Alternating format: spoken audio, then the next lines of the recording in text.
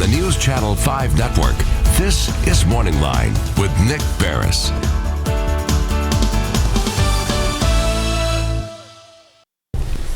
Good morning, everyone. Thanks for joining us on MorningLine. Nick Barris with you on this Tuesday. We've got a good show on tap for you. We're going to open up the phone lines. This is the last time we'll get to spend an entire hour with the top law dog in Davidson County, because he comes on once a month, and next month will be January. So Davidson County Sheriff Daron Hall is with us to bid adieu to 2019. Thank you, sir, for coming on. It's good to see you. How are you? Well, I'm okay. Overall, has this been a good year? How would you compare it to, perhaps, to past years? Wow. For you over there. It's been extremely the busiest year that I remember. Every year it's busier, isn't it? You're right. I mean, I'm tired of complaining about it, because I mean, it is true. But I can quantify this one. I mean, I mean, the facility across the street, we've been working very hard to get ready for the National Sheriff's Association thing that took off that wasn't supposed to be this year. I have a senior in high school as a son, and so just a lot happening. And again, within the world that I live in, we've changed mayors and we've changed governments, and it's just there's just a lot of those things that feel, to me, and you're right, it feels busier than ever. Right. And again, that's probably a good thing. Surely not bored. And no, it's never boring. Well, it's going to be busy again next year, but I guess you mentioned it, the jail. All right, and boy, I drive by there. Now, there's people in there. What's the status again, and what is the plan for moving in? Yeah, so the construction, this is kind of the way I talk, the construction was done in early December as far as what you would call the main part of it. So they handed us the keys so we could get in and train and get familiar with the building. So meaning indoor, outdoor, the desks, things like that are in there? Yeah, for the most part. I would say 85–90% of that stuff. There's a lot of important pieces that we need that aren't in there that are coming in every day. Metro went to a new system called R12. It's very complicated. It's how do you purchase items and budgeting and all that. So it slowed down us getting some essential things. I mean, the food trays in our kitchen just came yesterday or the day before. So there's just a lot of those very important things that we can't run the jail without. And so that's trickling in. The holidays are going to slow some of that down. But in the meantime, we've got staff in there training. We're getting familiar with the building and working the mechanics and the security software and so forth. And kind of one of the things that was interesting, every year in the sheriff's office for the last, as long as I've been there, we've had a management, we called it a retreat. Basically, it was a training somewhere. And we would go to Montgomery Bell or we'd go somewhere and train all day. And some folks would stay if they wanted to and come back the next day. But it became a 2-day training event every year. And I've always taken a lot of pride in trying to get away from the environment we're in.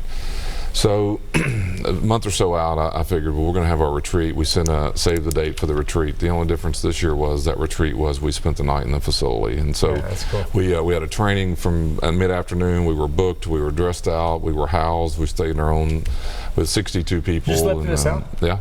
Well, and this is going to be, not to say it's more comfortable, this jail. No jail's comfortable. This is going to be a more secure jail, and it will have more of, I guess, the conveniences, and I'm not talking about necessarily for the inmates, but for your staff, than the last one. It's not even going to be close. It's going to be so much more efficient. Yeah, Nick, I mean, I could just tell you, and our staff deserve this. This is a hard line of work. I mean, it's hard to find good people. It's hard to keep good people. The pay is never fantastic, and as you well know, the city decided to move it downtown, and if you're going to do that, we built parking in for our employees, which allows them to park and go straight to their assignment, obviously not have to pay to park. There's a what we would call a dining room area we've never had before, where you can go take a break in the middle of your 12-hour shift on concrete dealing with a very difficult population. We've never been able to do that either, and so those are important pieces. But really, for the taxpayer, we've built what I would consider to be a fantastic medical facility inside of the operation. We've never had that before. You know this, but a lot of people forget every ailment, every flu, every broken arm, leg, every gunshot wound. Everybody who comes to jail has all sorts of different functions, and we're trying to move them all over the city in different hospitals. And so not all, but a lot of those services will be provided over here, so we don't have to move the prisoner into the public setting. So would you say, in general, moving inmates is risky? The most dangerous thing we do by far, and we're very good at the secure environment. We live there, we understand how to operate it. When you ask us to take a person to Vanderbilt Hospital, Vanderbilt's not a secure operation. operation, and so we're trying to secure a prisoner in the public setting. It's very dangerous, and we've had here, I mean, just a couple of years ago, the other county had an officer shot, and right out here at 100 Oaks. All right, well, so with that regard then, and I know that a lot of this stuff is kept confidential and quiet for safety reasons, but we're talking about, I guess in January, the process, I suppose, maybe first moving the maximum security inmates. Talk about the risks and the situation inherent with that. Yeah, and it sounds kind of silly, but the truth is we don't want to talk about when it is. It is probably late January at some point. We're working on that basically when some of these other items get in, but let's say it's late January. The public's not going to know when you move them. Right, we wouldn't want that to be known for everybody's sake. We don't want the people who are being moved to know that. We don't want the victims' families. I mean, just here, 25 years ago at Vanderbilt Hospital, I believe it was, a grandfather of a girl who had been molested, I believe, goes up to Vanderbilt Hospital and actually shoots the perpetrator while he's in the bed, I believe. I mean, there's a lot of protections you don't think about, and quite frankly, we want to do it in the most convenient time for us as an operation, which wouldn't be in the middle of the afternoon in traffic and all that. So a lot goes into moving it. The thing that we're going through right now is, roughly it's 700 people that would be over here. About 350 of those are what you would call the high risk, the most significant population. So about half the building will be,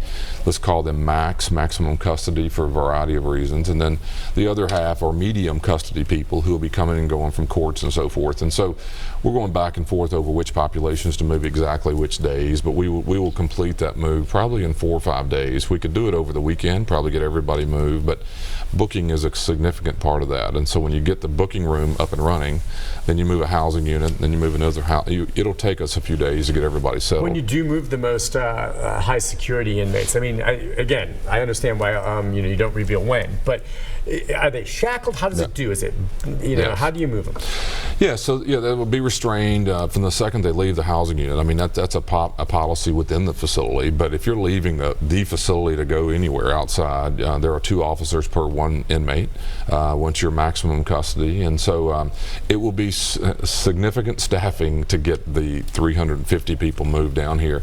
I don't know if you remember, you guys did footage of it when we moved out of here to the Harding complex, 3 years ago. We brought our entire warrant division, our SORT team in. We did just a mass move with a whole bunch of folks, and the idea, of course, we have secure buses and vans that are equipped, but what you forget is some of these people can't be in the same room. I mean, so they're not housed together. I mean, so we can't ride on a bus together if you and I were charge partners, or God knows if we have to protect, let's just use names that we all, Samson or Ryan King, are these names that are very familiar to people. They can't just ride on the bus with other people. We will secure them separately, and there's others, many others. And so there's a lot of complications when moving people who are, and I know the public, I was touring my son and his girlfriend through the facility the other day, and I think everybody makes this false assumption that what you did or what you're allegedly charged with, or allegedly to have done and charged with, isn't really the thing we're most concerned about. I mean, if you're charged with murder, that's a bad crime. Obviously, you may have done something really bad, and the courts will settle you. What matters to us is how do you behave in here. I mean, gang members and escape attempts and assaults and still stealing things. I mean, those are much more complicated to manage. People, people don't understand that. We're worried about how you behave inside the institutions, and that's what changes your level of security more. Yeah, and when you say max, how many of those inmates you think in the jail right now would you literally feel uncomfortable being in the same cell with? I mean, I'm sure there's some out there, depending on their crimes, where you could be in there and be still. But are there some in there that are just downright scary? Yeah, so here's another thing, a myth that people have. If you think about it, the people, I mean, murders, used to, I haven't seen this in a while, but they used to, 82% of all murders are crimes of passion. Well, there's not that many people who are passionate about me. So if I go to prison and I'm with people who are murderers, it sounds terrible. They've done terrible things and they will be punished. But they're not bad in jail.